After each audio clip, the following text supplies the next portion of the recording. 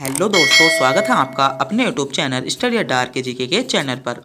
आज हम इस वीडियो में एसएससी जीडी और उत्तर प्रदेश पुलिस कांस्टेबल के लिए कुछ महत्वपूर्ण प्रश्न कवर करने वाले हैं। आज के जो क्वेश्चन है वे सारे सेलेक्टेड क्वेश्चन है और सभी वनडे एग्जाम के लिए आज के क्वेश्चन महत्वपूर्ण होने वाले हैं। तो वीडियो को पूरा और अंत तक देखना ना भूलिएगा। तो बिना देरी के करते हैं वीडियो को स्टार्ट।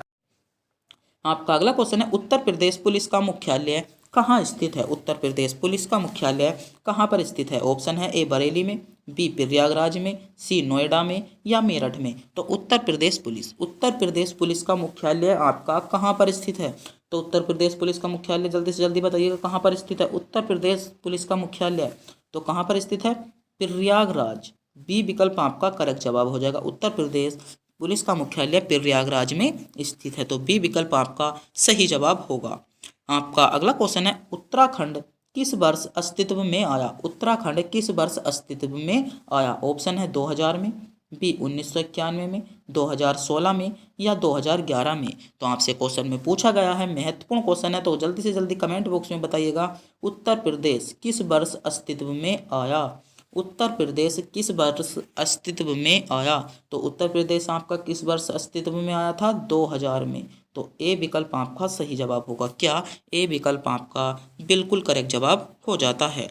आपका अगला क्वेश्चन है, बनारस होली के साथ खेली जाती है। बनारस होली किसके साथ खेली जाती है? ऑप्शन है टमाटर के साथ, बी दूध के साथ, पत्थर के साथ या डंडे के साथ। तो बनारस होली किसके साथ खेली जाती है? डंडे के साथ खेली जाती है। तो डी विकल्प आपका करेक्ट जवाब हो जाएगा। आपका अगला क्वेश्चन है, ओडिशा में प्रारंभ एक प्राचीन लोक नृत्य है। ओडिशा में प्रारंभ में एक प्राचीन लोक नृत्य कौन सा है? तो कौन सा है? जल्दी से जल्दी बताइएगा कौन सा है?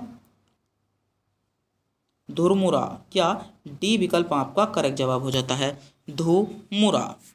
आपका अगला क्वेश्चन है, मौर्य वंश के अंतिम शासक कौन थे? महत्वपूर्ण क्वेश्चन है, इस क्वेश्चन को आप नोट कर लीजिएगा। मेरे कहने से इस क्वेश्चन को नोट कर लीजिएगा। मौर्य वंश के अंतिम शासक कौन थे? ऑप्शन है अशोक, बिंदुसार, बृहदत्त या कुषाण। तो कौन थे? तो कौन थे? आपका सही जवाब हो जाएगा बृहदत्त। सी विकल्प आपका करेक्ट जवाब हो जाएगा। तो अच्छा बताइएगा, कमेंट बॉक्स में बताइएगा सी विकल्प कितने बच्चों ने चुना था। सी विकल्प चुनने वाले कितने बच्चे थे? कमेंट बॉक्स में बताना ना भूलें। आपका अगला क्वेश्चन है, भारत में स्थानीय स्वशासन का जनक किसे माना जाता है? ऑप्शन है लॉर्ड मेयो को, लॉर्ड रिपन को, लॉर्ड मार्ले को या लॉर्ड चेम्सफोर्ड को। तो किसको माना जाता है? महत्वपूर्ण क्वेश्चन है, बहुत सेलेक्टेड क्वेश्चन है ये। तो आपका सही जवाब क्या हो जाएगा? लॉर्ड रिपन को माना जाता है। लॉर्ड रिपन को माना जाता है। और 1882 में स्थानीय स्वशासन की इन्होंने लॉर्ड रिपन ने क्या की थी? शुरुआत की थी। आपका अगला क्वेश्चन है, निम्नलिखित में से किस भारतीय स्थल को जुलाई 2021 में यूनेस्को में विश्व धरोहर सूची में शामिल किया गया है? महत्वपूर्ण क्वेश्चन है कि जुलाई 2021 में यूनेस्को द्वारा विश्व धरोहर स्थल में किसे किसे शामिल किया गया? किसे शामिल किया गया? बृहदेश्वर मंदिर तावाबूर को या छत्रपति शिवाजी टर्मिनल मुंबई को या नालंदा महाविहार नालंदा को या कातेय रुद्रेश्वर मंदिर वारंगल को? कातेय रुद्रेश्वर मंदिर वारंगल को। तो किसको शामिल किया गया है? तो डी विकल्प आपका करेक्ट जवाब हो जाएगा। डी विकल्प आपका करेक्ट जवाब हो जाएगा। काकतीय रुद्रेश्वर मंदिर जो वारंगल में स्थित है उसको विश्व यूनेस्को में शामिल किया गया है धरोहर स्थलों में। और कब किया गया है? तो कब किया गया था? 25 जुलाई। डेट आपको रखनी याद होगी, डेट पूछी जा सकती है। 25 जुलाई कब पूछा गया था? 2021 को। 2021 को इसको शामिल किया गया था। कब किया गया था? 2021 को शामिल किया गया था। और यहाँ से आपको एक बात और ध्यान रखनी होगी, 27 जुलाई 2021 को 27 जुलाई 2021 को जो कच्छ के रण में जो हड़प्पा सभ्यता का एक नगर है, कौन सा? धोलावीरा। जो आपका नगर है धोलावीरा, कौन सा? धोलावीरा को भी आपका विश्व यूनेस्को में शामिल किया गया था। और धोलावीरा 40वां ऐसा स्थान है जिसे विश्व यूनेस्को में शामिल किया गया है। तो आपको यह क्वेश्चन भी बहुत ही ज़्यादा इंपॉर्टेंट हो सकता है। आपका अगला क्वेश्चन है, वायु के वेग की माप करने वाले उपकरण को बताइए। आपसे क्वेश्चन में सीधे तौर पर पूछा गया है कि वायु का वेग किस उपकरण द्वारा मापा जाता है? एनीमोमीटर द्वारा, ओडोमीटर द्वारा, मैनोमीटर द्वारा, बैरोमीटर द्वारा। तो वायु का वेग किसके द्वारा मापा जाता है? तो आपका सही जवाब क्या हो जाएगा? एनीमोमीटर द्वारा। एनीमोमीटर, ए विकल्प आपका करेक्ट जवाब हो जाएगा। एनीमोमीटर द्वारा वायु के वेग को मापा जाता है, तो ए विकल्प आपका सही जवाब होगा। आपका अगला क्वेश्चन है राज्य नीति का कौन सा निर्देशक सिद्धांत अंतर्राष्ट्रीय शांति और सुरक्षा को बढ़ावा देने से संबंधित है? ऑप्शन है ए 51, 50, 44 या 49। तो आपसे सीधे तौर पर पूछा गया है संविधान का ऐसा कौन सा अनुच्छेद है? संविधान का आपसे आर्टिकल पूछा गया है, थोड़ा सा क्वेश्चन घुमाकर पूछा जा रहा है। आपसे पूछा गया है कौन सा आर्टिकल अंतर्राष्ट्रीय शांति और सुरक्षा को बढ़ावा देता है? तो कौन सा देता है? आर्टिकल 51। आर्टिकल 51 ए विकल्प आपका सही जवाब होगा। आपका अगला क्वेश्चन है कौन सी गैस के कारण चूने का पानी सफ़ेद हो जाता है? महत्वपूर्ण क्वेश्चन है। चूने का पानी कौन सी गैस के कारण सफ़ेद हो जाता है? CO2 के कारण, O2 के कारण, NO2 के कारण या N2 के कारण? तो किसके कारण हो जाता है? CO2, कार्बन डाइऑक्साइड के कारण चूने का पानी जो है आपका सफ़ेद हो जाता है। तो ए विकल्प में आपको कार्बन डाइऑक्साइड या CO2 दिया गया है। आपका अगला क्वेश्चन है चंपारण सत्याग्रह भारत के निम्नलिखित में से किस राज्य में हुआ था? महत्वपूर्ण क्वेश्चन है, बहुत ही इंपॉर्टेंट क्वेश्चन है आपके लिए। आपसे क्वेश्चन में पूछा गया है चंपारण सत्याग्रह। चंपारण सत्याग्रह भारत के निम्नलिखित में से किस राज्य में हुआ था? ऑप्शन है बिहार राज्य में, बी गुजरात राज्य में, सी पश्चिम बंगाल राज्य में या उड़ीसा राज्य में। तो चंपारण सत्याग्रह भारत के किस राज्य में हुआ था? तो आपका सही जवाब क्या हो जाएगा? चंपारण सत्याग्रह आपका बिहार राज्य में हुआ। ए विकल्प जिन बच्चों ने भी चुना है सही चुना है। ए विकल्प आपका सही जवाब हो जाता है। चंपारण सत्याग्रह बिहार के राज्य में हुआ था। आपका अगला क्वेश्चन है सतलुज नदी का ऋग्वेदिक नाम है या सतलुज नदी का जो प्राचीन नाम है वह क्या है? सरस्वती, कुंभा, सिंधु या सतुद्री। तो आपको बताना होगा सतलुज नदी का ऋग्वेदिक नाम। सतलुज नदी का ऋग्वेदिक नाम क्या है? सतुद्री है। कौन सा? सतुद्री। डी विकल्प आपका सही जवाब होगा। क्या डी विकल्प आपका बिल्कुल करेक्ट जवाब हो जाता है। आपका अगला क्वेश्चन है इटली की राजधानी रोम निम्नलिखित में से किस नदी के तट पर स्थित है? तो जो इटली की राजधानी है वह निम्नलिखित में से किस नदी पर स्थित है? तो किस नदी पर स्थित है? तो तीवर नदी पर। आपसे क्वेश्चन में क्या पूछा जा सकता है? इटली की राजधानी पूछी जा सकती है आपको। तो इटली की आपकी राजधानी क्या है? इटली की आपकी राजधानी है रोम। और कौन सी नदी पर स्थित है यह? कौन सी नदी पर स्थित है? तीवर नदी पर। कौन सी नदी पर स्थित है? तीवर नदी पर स्थित है। तो बी। आपका अगला क्वेश्चन है निम्नलिखित में से कौन सा लेख या कौन सा अनुच्छेद शिक्षा के अधिकार से संबंधित है? आपसे क्वेश्चन में पूछा गया है शिक्षा के अधिकार से संबंधित अनुच्छेद कौन सा है? अनुच्छेद 21 का ए, अनुच्छेद 29, अनुच्छेद 32 है, अनुच्छेद 226। तो जल्दी से जल्दी कमेंट बॉक्स में बताइएगा क्या शिक्षा के अधिकार से संबंधित अनुच्छेद कौन सा है? शिक्षा के अधिकार से संबंधित कौन सा अनुच्छेद दिया है? तो कौन सा अनुच्छेद दिया है? आपका सही जवाब हो जाता है अनुच्छेद 21 का ए। तो ए विकल्प आपका करेक्ट जवाब हो जाएगा। क्या? अनुच्छेद 21 का ए आपका शिक्षा से संबंधित अधिकार है। तो ए विकल्प आपका बिल्कुल करेक्ट जवाब हो जाएगा। आपका अगला क्वेश्चन है किस बंदरगाह को भारत के पहले हरित बंदरगाह के रूप में विकसित कहा जाता है या माना जाता है? तो किसे? आपसे क्वेश्चन में पूछा गया हरित बंदरगाह के नाम से किसे जाना जाता है? ऑप्शन है दीनदयाल बंदरगाह को, पारादीप बंदरगाह को, पोर्ट ब्लेयर को या हल्दिया बंदरगाह। तो कौन सा बंदरगाह हो जाएगा आपका? बताइएगा जल्दी से जल्दी कमेंट बॉक्स में बताइएगा। आपका सही जवाब क्या हो जाएगा? हल्दिया बंदरगाह आपका सही जवाब हो जाता है। क्या? हल्दिया बंदरगाह आपका करेक्ट जवाब हो जाएगा। आपका अगला क्वेश्चन है उस द्वीप का नाम बताइए जो भारत और श्रीलंका के बीच में स्थित है। आपसे क्वेश्चन में पूछा गया भारत और श्रीलंका के बीच में कौन सा द्वीप स्थित है?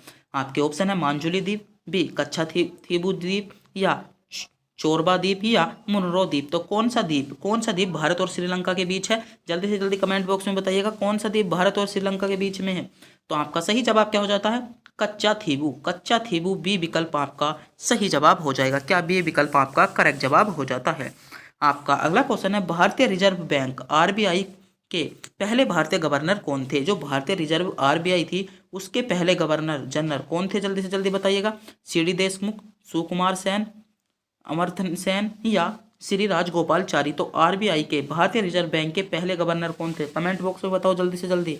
तो आपका करेक्ट जवाब क्या हो जाता है? सीडी देशमुख। सीडी देशमुख आपका करेक्ट जवाब हो जाएगा। क्या? ए विकल्प आपका सही जवाब हो जाता है। सीडी देशमुख आपका विकल्प ए बिल्कुल करेक्ट जवाब होगा। आपका अगला क्वेश्चन है, स्वतंत्रता दिवस के अवसर पर नई दिल्ली में लाल किले पर झंडा कौन फहराता है? आपसे क्वेश्चन में पूछा गया है, स्वतंत्रता दिवस पर नई दिल्ली में लाल किले पर जो झंडा फहराते हैं वह कौन फहराते हैं? ऑप्शन है ए सशस्त्र बल के प्रमुख, बी भारत के प्रधानमंत्री, या दिल्ली के मुख्यमंत्री, या भारत के राष्ट्रपति। तो आपका क्वेश्चन में पूछा गया है, दिल्ली के जो लाल किला है स्वतंत्रता दिवस पर, उस पर जो झंडा फहराया जाता है, जो हम झंडा लहराते हैं, वह किसके द्वारा लहराया जाता है? तो किसके द्वारा लहराया जाता है? तो जिन बच्चों ने भी प्रधानमंत्री, भारत के प्रधानमंत्री को चुना था, वह बिल्कुल सही चुना था। तो भारत के प्रधानमंत्री बी विकल्प में आपको दिया गया है। तो बी विकल्प आपका करेक्ट जवाब हो जाता है। आपका अगला क्वेश्चन है और महत्वपूर्ण क्वेश्चन है, अलकनंदा नदी भारत में भागीरथी नदी में कहाँ मिलती है? महत्वपूर्ण क्वेश्चन है, इस क्वेश्चन को मैं 3 स्टार दूंगा। इस क्वेश्चन का आप स्क्रीनशॉट भी ले सकते हो या नोट्स भी कर सकते हो कि अलकनंदा नदी भारत में भागीरथी नदी में कहाँ पर मिलती है? ऑप्शन है चंपावत में, प्रयागराज में, देहरादून में, या देव प्रयाग में। तो कहाँ पर मिलती है? तो आपका सही जवाब हो जाता है देव प्रयाग में मिलती है। क्या मिलती है? देव प्रयाग में मिलती है। तो डी विकल्प में आपको देव प्रयाग दिया गया है। तो डी विकल्प आपका करेक्ट जवाब हो जाएगा। अगर आप भी इन क्वेश्चनों का जवाब जानते हैं तो मेरे बताने से पहले इन क्वेश्चनों का जवाब आप कमेंट बॉक्स में ही बता सकते हो। और वीडियो के अंत में यह बताना ना भूलें कि आप इन टोटल क्वेश्चनों में से कितने क्वेश्चनों का जवाब जानते थे या आपका स्कोर क्या रहा था। आपका अगला क्वेश्चन है, पाल वंश के पहले शासक कौन थे? पाल वंश के पहले शासक कौन थे? या आपसे क्वेश्चन में पूछा जा सकता है, पाल वंश के संस्थापक कौन थे?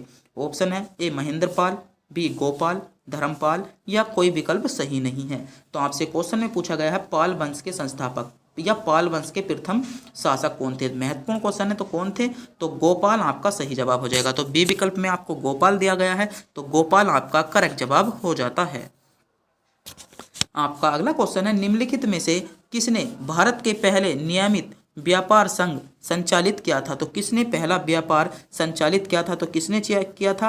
आपका करेक्ट जवाब क्या हो जाएगा? जल्दी से जल्दी बताइएगा। आपको विकल्प दिए गए हैं, इनमें से सही जवाब कौन सा है? तो आपने कौन से उत्तर को चुना है? तो कौन सा उत्तर हो जाएगा? BP Wadia. BP Wadia B विकल्प आपका करेक्ट जवाब हो जाएगा। तो कमेंट बॉक्स में बताना ना भूलें कि कितने बच्चों ने बी विकल्प को चुना था। तो बताइएगा कि आपने भी क्या बी विकल्प को ही चुना था? तो जल्दी से जल्दी बताइएगा आपने भी अगर बी विकल्प को चुना हो तो। आपका अगला क्वेश्चन है, पृथ्वी 1 घंटे में कितने देशांतर घूम लेती है? पृथ्वी 1 घंटे में कितने देशांतर घूम लेती है? ऑप्शन है 12 देशांतर, 15 देशांतर, या 18 देशांतर। पृथ्वी 1 घंटे में कितने देशांतर घूम लेती है? तो जल्दी से जल्दी उत्तर बताइएगा, सोचिए और समझिए। ऑप्शंस आपके सामने हैं। पृथ्वी 1 घंटे में कितने देशांतर घूम लेती है? तो 15 देशांतर डिग्री। कितने? 15 देशांतर घूम लेती है। तो बी विकल्प में आपको 15 देशांतर दिया गया है। आपका अगला क्वेश्चन है, किस भारतीय राज्य की सीमा सर्वाधिक राज्यों की सीमा को स्पर्श करती है? आपसे क्वेश्चन में पूछा गया है, भारत का ऐसा कौन सा राज्य है जिसकी जो सीमा है सर्वाधिक राज्यों की सीमा को क्या करती है? स्पर्श करती है। ऑप्शन है ए मध्य प्रदेश, असम, उत्तर प्रदेश, या छत्तीसगढ़। तो कौन सा हो जाएगा आपका? तो कौन सा हो जाता है? तो आपका सही जवाब क्या हो जाता है? उत्तर प्रदेश आपका, यूपी। सी विकल्प आपका करेक्ट जवाब हो जाएगा। क्या? सी विकल्प में आपको उत्तर प्रदेश दिया गया है। तो उत्तर प्रदेश आपका करेक्ट जवाब हो जाता है। आपका अगला क्वेश्चन है, पानीपत की दूसरी लड़ाई किसके बीच हुई थी? महत्वपूर्ण क्वेश्चन है, इस क्वेश्चन को भी मैं 3 स्टार दूंगा। आपके लिए आने लायक क्वेश्चन है। ये क्वेश्चन आपसे पूछा जा सकता है कि पानीपत की दूसरी लड़ाई किसके बीच हुई थी? ऑप्शन है ए अकबर और महाराणा प्रताप के बीच, बी अकबर और हेमू के बीच, अकबर और हेमचंद्र के बीच, या अकबर और शहाबुद्दीन के बीच। तो पानीपत की दूसरी लड़ाई किसके बीच हुई थी? तो आपका सही जवाब क्या हो जाएगा? जल्दी से जल्दी बताइएगा। तो आपने कौन से विकल्प को चुना है?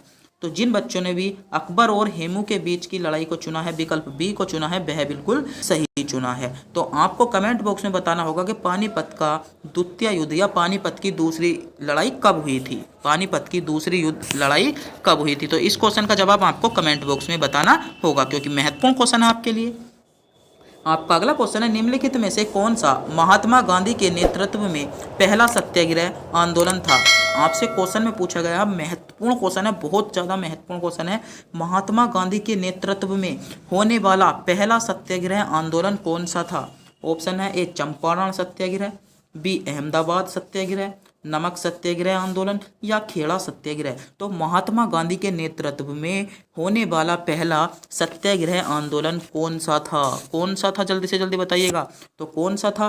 तो विकल्प ए को चुनने वालों का जवाब सही हो जाएगा। जिन बच्चों ने भी चंपारण सत्याग्रह को चुना है वह बिल्कुल सही चुना है। तो चंपारण सत्याग्रह आपको विकल्प ए में दिया गया है।